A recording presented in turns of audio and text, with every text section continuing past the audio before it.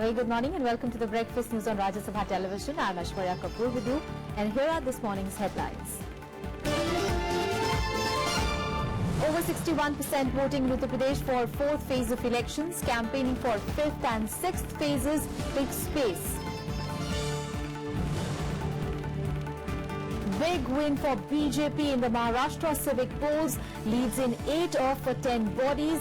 Shiv Sena emerges leader in BMC. Congress claims BJP's win not on merit.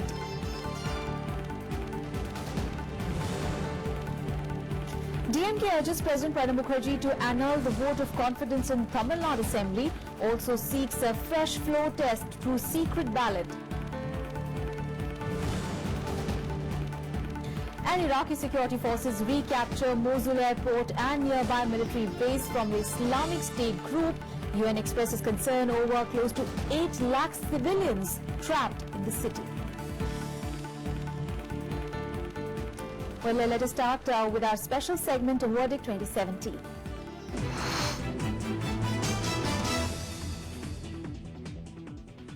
Well, the fourth phase of Uttar Pradesh Assembly elections saw a voter turnout of over 61% on Thursday. A total of 1.84 crore voters exercised their franchise for the 53 constituencies spread over 12 districts of the state. Well, the state's ruling SP is facing a stiff challenge from the BJP and Mayawati's BSP in this phase, covering the entire Bundelkhand, parts of Awadh and eastern Uttar Pradesh. Voting in fourth phase in Uttar Pradesh took place amid tight security on Thursday.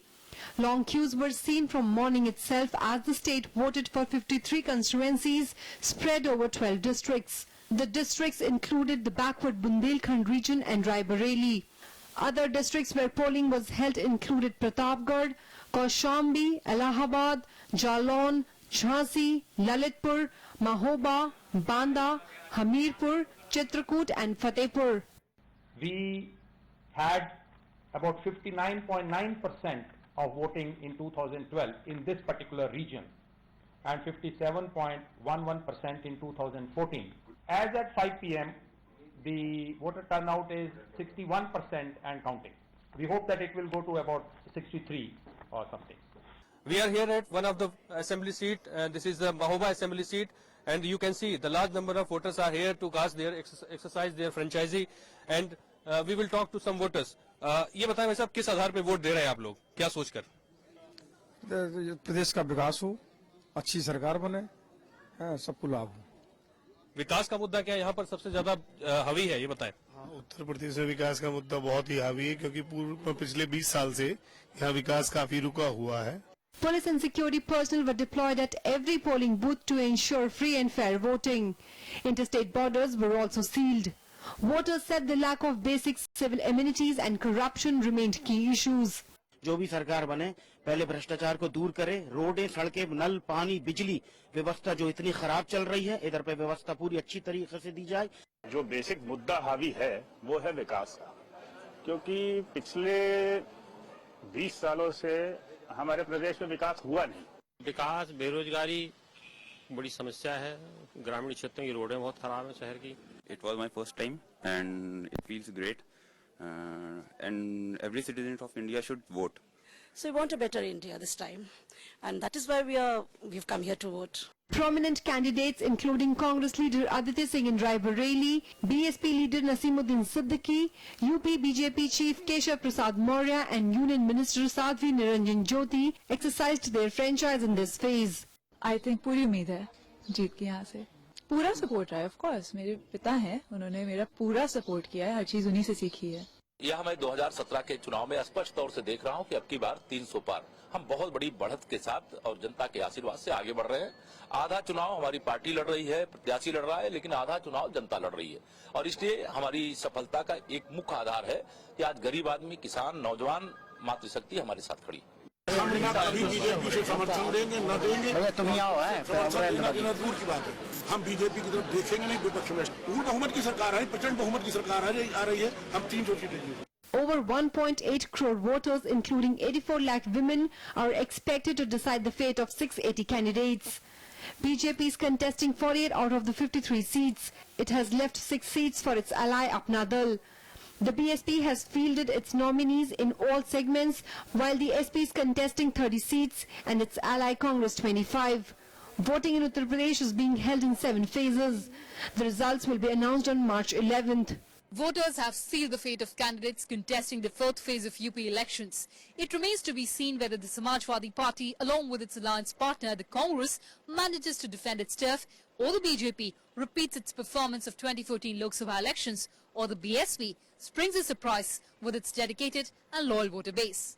With inputs from Ravindra from Jhansi and Panchanan from Mahoba, from Allahabad with camera person Arvind, I'm Kriti Mishra for Rajya Sabha Television.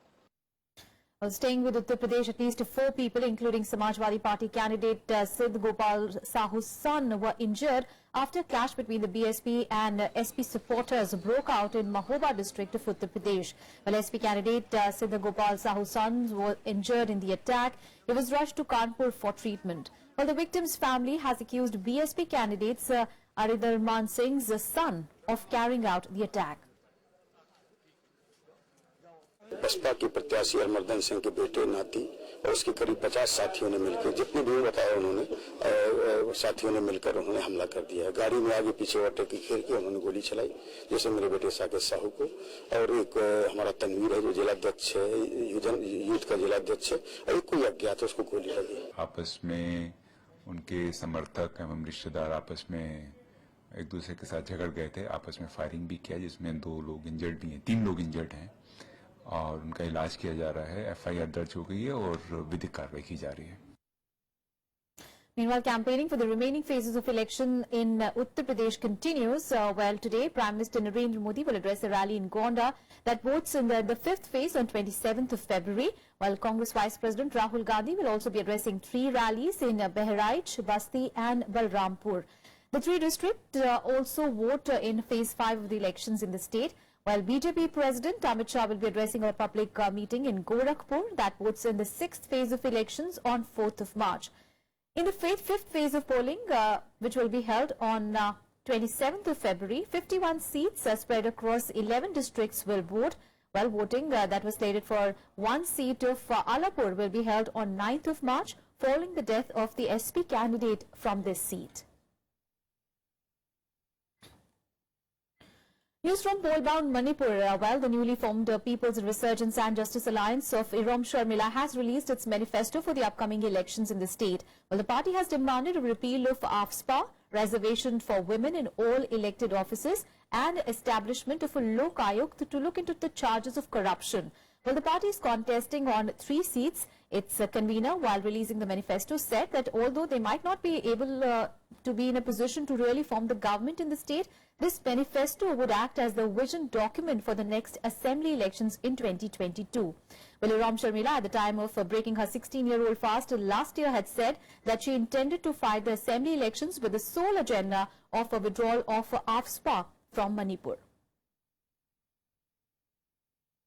Now, staying with Manipur, the centre has assured that all the stakeholders will be consulted before finalizing the Naga Accord.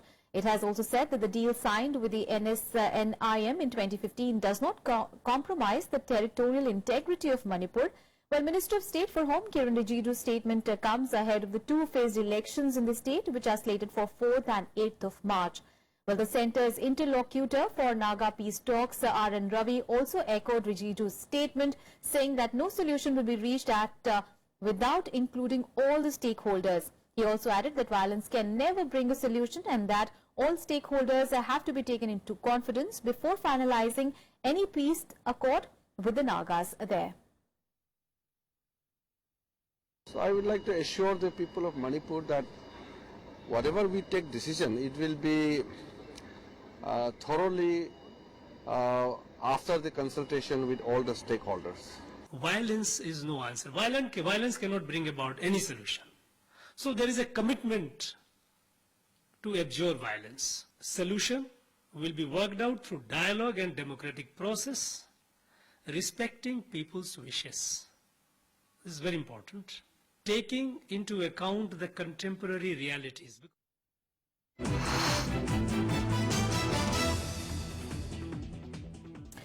Let's talk about some other elections, and this time in these elections, of course, BJP in Mumbai securing a huge victory in the Brihan Mumbai Municipal Corporation Council polls.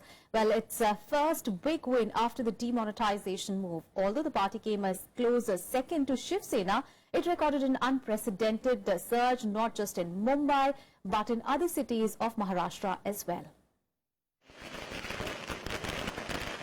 Celebrations for the BJP in Mumbai.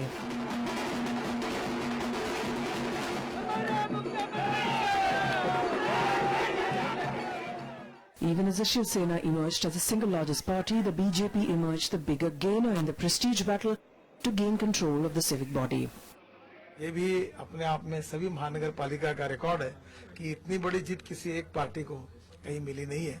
लोगों ने जो विश्वास हमको दिखाया है, ये निश्चित रूप से भारतीय जनता पार्टी के लिए, प्रधानमंत्री नरेंद्र मोदी जी के लिए इसका समर्थन तो है ही है, पर उसके साथ साथ जो विकास के काम बड़े प्रमाण पर हुए हैं, उससे लोगों में विश्वास है कि हम विकास कर सकते हैं, वहाँ की तस्वीर बदल सकते हैं, उसके कारण ही जनता का ये समर्थन मिला। The final tally showed the Shiv Sena winning 84 seats. The BJP came a close second with 82, almost tripling its previous tally. The Congress was relegated to a distant third position with 31 seats, while Sharad Pawar's NCP suffered a huge blow with just 9 seats. Raj Thakre's MNS failed to make any mark with a mere 7 seats. It was a special victory for Chief Minister Devendra Fadnavis, who claimed he will take full responsibility if the BJP loses in the BMC polls. मैं महाराष्ट्र की तमाम जनता का अभिनंदन करना चाहता हूं। देश में माननीय मोदी जी ने जो पारदर्शी प्रामाणिकता की राजनीति शुरू की और जिस राजनीति ने पूरे देश में एक विश्वास पैदा किया, आज उसी विश्वास को साथ देने का काम, उसी विश्वास को आशीर्वाद देने का काम मुंबई और महाराष्ट्र की जनता ने किया है। पहली बार शिवसेना वहीं पर है और भाजपा अभूतपूर्व यश, इसका अर्थ है देवेंद्र फडणवीस की विजय और सफलता। Prime Minister Modi taking to Twitter to express the BJP's desire for better governance in the state. The PM saying the BJP is unwavering in its resolve to serve the state with unparalleled diligence and transparency. While the BJP claimed support of 4 independent MLAs, the Shiv Sena claimed the mayor will come from their party. त्याच्यामध्ये कोणत्याही हवेची आम्हाला साथ लाभली नाही, किंबहुना पलीकडे सत्ता, साधन, संपत्ती आणि जी काही चित्रविचित्र समीकरण त्यांना करता येणे शक्य होतं, त्याच्यावरती मात करून नंबर 1 हा शिवसेनेने पटकवला. It's a big jolt for the Congress ahead of state poll results. After the dismal performance, Congress's Mumbai unit chief Sanjay Nirupam offered to resign. पिछले 2 वर्षों से मुंबई का अध्यक्ष बनने के बाद लगातार जितनी मेहनत हो सकती थी उतनी मेहनत हमने की है और इन मेहनतों के बावजूद जनता ने जो फैसला दिया वो शिवसेना और बीजेपी के पक्ष में, इसको स्वीकार करना चाहिए, फिर नए सिरे से काम करने की तैयारी में जुटना चाहिए सबको। With no one touching the halfway mark, the question now is who will rule Asia's richest civic body and whether the former allies, the BJP and the Shiv Sena, join hands again after contesting the polls separately. Bureau Report, Rajya Sabha TV. And here are some of the other reactions to the BMC results. Let's take a listen. निश्चित रूप से ये पूरा प्रदेश नेतृत्व है, मुख्यमंत्री है, उन सबकी मेहनत का नतीजा है. मला वाटतं की माझ्या जिल्ह्यामध्ये जिल्हा परिषद आणण्यात मला यश जरी आलं तरी परळीने जो 4-5 मतांचा कल आम्हाला द्यायला पाहिजे होता तो देऊ शकली नाही. त्याच्याबद्दल पक्षश्रेष्ठींकडे मी चर्चा करेन आणि या जबाबदारी घेऊन ग्रामविकास पदाचा राजीनामा सुद्धा मी मुख्यमंत्री महोदयांकडे देत आहे. शिवसेना को जो बढ़त है मुंबई नगर निगम के चुनाव में, इसके लिए मैं उनको बधाई देता हूँ. We accept the verdict of Mumbaikars with humility. Both Shiv Sena and Bharatiya Janata Party have got much larger number of seats compared to the Congress Party. We will introspect, we will look at the reasons why Congress Party did not do as well. All right, BJP, they're really sweeping Maharashtra in those polls. And right now we'll take a very short break. We'll be back with more news.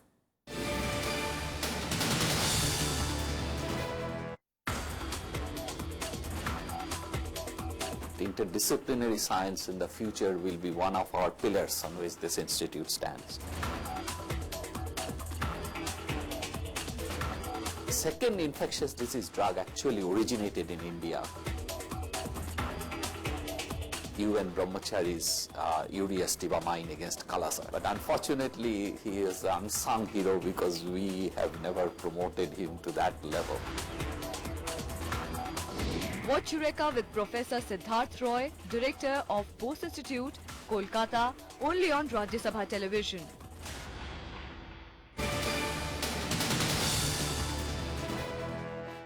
Well, thanks for staying with us. On to some other news now. Well, Vice President Mohammad Hamid Ansari concluded his 5-day visit of Rwanda and Uganda, calling it fruitful. Well, India and Uganda, in a joint statement, condemned terrorism in all its forms and stressed on the importance of international efforts to fight the menace.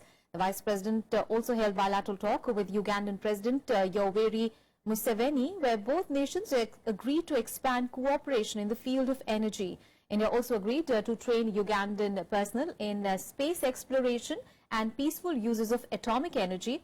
An understanding was also established to increasingly assemble Indian automobiles locally, which would be a first for Indian automobile manufacturers. On the last day of his Uganda leg of the two-nation visit, the Vice President paid floral tributes to Mahatma Gandhi at the source of River Nile in Jinja. Well, that is the spot where a part of Gandhi's ashes was sprinkled. Earlier on the first leg of his tour, Vice President Mohammad Hamid Ansari was in Rwanda, during which 3 MOUs were signed in the field of innovation, aviation sectors and visa requirements. And Finance Minister Arun Jaitley will leave on a 5-day visit to London today. Well, during the visit, Jaitley will deliver a talk at the London School of Economics on transforming India vision for the next decade. He will participate in the market opening ceremony at the London Stock Exchange as well, followed by a roundtable meeting with the prospective issuers and leading investors there. The Finance Minister will also interact with over 100 senior business leaders from the UK-India Business Council. Well, Jaitley is also scheduled to meet with his UK counterpart and Chancellor of Exchequer. And back home, the government on Monday has said that it will investigate the matter related to the SBI ATM in South Delhi dispensing fake 2,000 rupee notes. Well, Minister of State for Finance Santosh Kumar Gangwar said that all possible steps will be taken to control the generation of counterfeit currency. On Wednesday, SBI had said that the possibility of fake notes from the bank's ATMs is a very remote possibility, and it suspects the involvement of some miscreants with mischievous intent. It also said that the investigation in the matter is underway.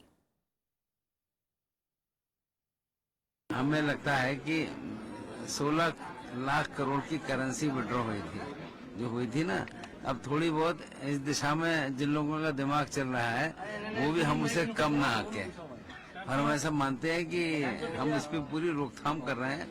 और हमारी जो शिकायत थी वो शिकायत अब सही साबित हो रही है कि कुछ लोग हमारे देश में समस्या पैदा करने के हिसाब से काम कर रहे हैं, पर हमें लगता है कि उनकी इन सारी बातों को हम ओवरकम करेंगे और जो भी इन कामों गलत कामों में लगे हुए हैं उनके खिलाफ कड़ी कार्रवाई की। क्या एक्शन लिया जा रहा है फेक करेंसी को लेकर? अब पहले जांच कर लें, उसके बाद ही बता पाएंगे। News from down south. Well, DMK working president M.K. Stalin met President Pranab Mukherjee on Thursday and urged him to cancel the 18th of February trust vote in the Tamil Nadu Assembly and order a fresh floor test through secret ballot. Well, leading a delegation of senior DMK leaders, Stalin told the president that the incidents leading to the governor calling for a floor test itself has shaken the conscience of the people. The delegation apprised the president of the unprecedented violence that took place in the Tamil Nadu Assembly on the day of the floor test and urged him to nullify the confidence vote, which was won by Chief Minister Edapadi K. Palanisamy. While the DMK leader said that the president assured him that he would look into the matter and take appropriate steps. Well, Stalin is slated also to meet Congress Vice President Rahul Gandhi later in the day today. எதிர்க்கட்சி சட்டமன்ற உறுப்பினர்கள் எல்லாம் வெளியேற்றிவிட்டு அவர்களே வாக்குகளை போட்டு அவர்களே தேர்வு செய்யப்பட்டிருப்பதாக வெற்றி பெற்றிருப்பதாக அறிவித்திருக்கிறார்கள்.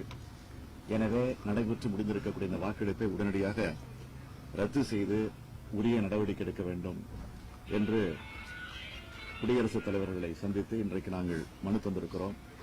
அவரும் இது குறித்து முறையாக விசாரித்து நடவடிக்கை எடுப்பதாக எங்களிடத்தில் உறுதி தந்திருக்கிறார். MP Stalin submitted a memorandum to the Honorable President and he briefed him in detail what has happened.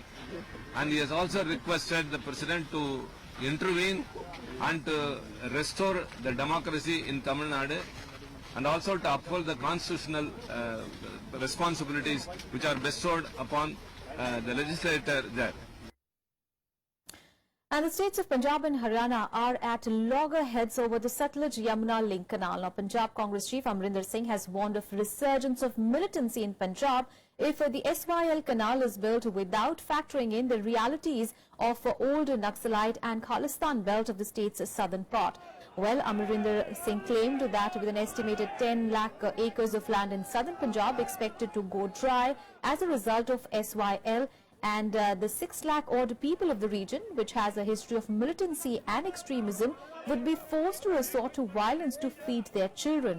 Meanwhile, several INLD leaders, including Abhay Singh Chautala, were stopped yesterday by the Haryana government from marching into Punjab to undertake the digging of the SYL canal and arrested for breaching the prohibitory orders. Haryana सरकार की सबसे बड़ी जिम्मेवारी थी इस नहर के पानी को लाने की, उसने भी हमारे लोगों को रोकने का काम किया। हम 100% 27 तारीख को जब सेशन होगा उस सरकार से पूछेंगे कि क्या तुम्हारी नीयत में खोट था, इसलिए हरियाणा प्रदेश के लाखों लोगों को तुमने सड़क पे रोकने का काम किया। कई मसले ऐसे होते हैं जिनका समाधान केवल कोर्ट के फैसलों से नहीं होता। हम लोगों का ये मानना है कि केंद्र सरकार को मध्यस्थता करके कोई ऐसा रास्ता निकालना चाहिए जिससे दोनों स्टेट्स के हित हैं उनकी हम सुरक्षा कर सकें। News from the national capital now. Well, the centre has sought a report from the Delhi University in connection with the violence at the Ramjas College, which left many injured. Well, the report has been sought after clashes broke out between All India Students Association and the Akhil Bharatiya Vidyarthi Parishad students over their opposition to an event involving JNU student Umar Khalid. While the left-backed students group has alleged violence by the ABVP, the latter has refuted the charges. Following violence and alleged police manhandling, the Delhi police suspended 3 of its personnel and asked the crime branch to conduct a probe into the clashes. It has come to notice that the few policemen have been adversely noticed doing inappropriate and unprofessional action. Immediately, an inquiry has been instituted. A DCP level officer is conducting inquiry. The students to remain peaceful and remain within the bounds of law in the interest of Delhi and Delhi citizens. And on to our top international focus now. In a big boost for the Iraqi government in its fight against Islamic State in Mosul, now security forces have recaptured Mosul airport and a nearby military base. Well, Iraqi special forces backed by the United States descended on the airport early on Thursday and the nearby Ghazlani military complex. Well, the operation took 4 hours. However, Islamic State group continued to fire mortars at the airport from further inside the city after losing the ground to the army. The advances come days after Iraqi forces officially launched the operation to push IS out of Mosul's western half. Meanwhile, the United Nations has voiced concern about the welfare of the civilians who are trapped in the city. While many hundreds of them have fled the district near the airport, there are close to 8 lakh people still trapped inside the city. Well, the operation to retake Iraq's second largest city was officially launched in October last year, and in January its eastern half was declared fully liberated. حاليا دا تشوف المكان اللي واقفين به احنا، هذا المدخل الرئيسي لمطار الموصل. هنا على يسارك او على يمين المتلقي هنا هذا المدرج، خلفنا موجوده الصاله مالت الاستقبال الريسبشن هول. كان موجودين مضافات كثيره لهم، بس من صار اشتد عليهم القصف الفجر اليوم بيهم انسحبوا، ومن وصل الهمرات مال مكافحه الارهاب ما سيطروا على الوضع وانسحبوا بيهم. And a Mexican foreign minister has expressed his irritation to U.S. President Donald Trump's envoys about recent U.S. policies towards its southern neighbor. Well, Luis Videgaray told the visiting U.S. Secretary of State Rex Tillerson that Mexico was worried about the respect of immigrants' rights. Well, this came as Tillerson and Department of Homeland Security Secretary John Kelly were in Mexico to try to smooth the relationship and address some of the differences that have emerged between the United States and its neighbor.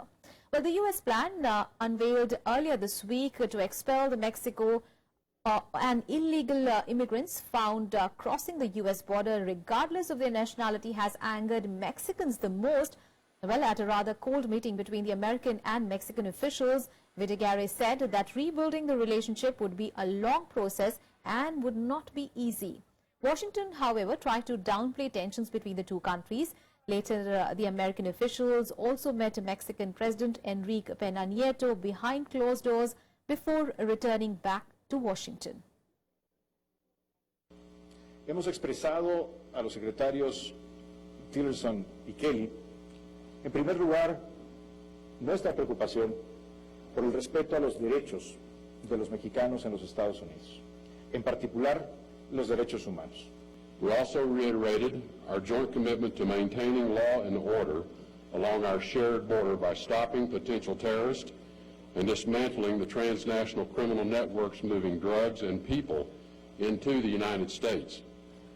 Similarly, we underscored the importance of stopping the illegal firearms and bulk cash that is originating in the United States and flowing into Mexico. Let me be very, very clear. There will be no mass deportations. Everything we do in DHS will be done legally and according to human rights in the legal justice system of the United States. All deportations will be according to our legal justice system, which is extensive and includes multiple appeals. And finally, some cricket news now. Well, Australia will resume at their overnight score of 256 for 9 on the second day of their test against India in Pune today.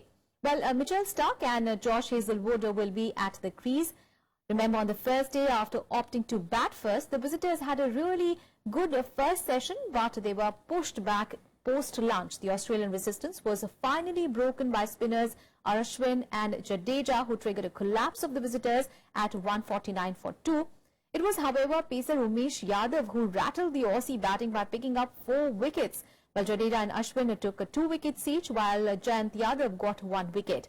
The visitors still managed to salvage the day, however, with the tail-ender Mitchell Starc scoring a quick-fire unbeaten half-century and taking his side's total over 250-run mark. Earlier, opener Matt Renshaw hit a 50 after returning from being retired hurt.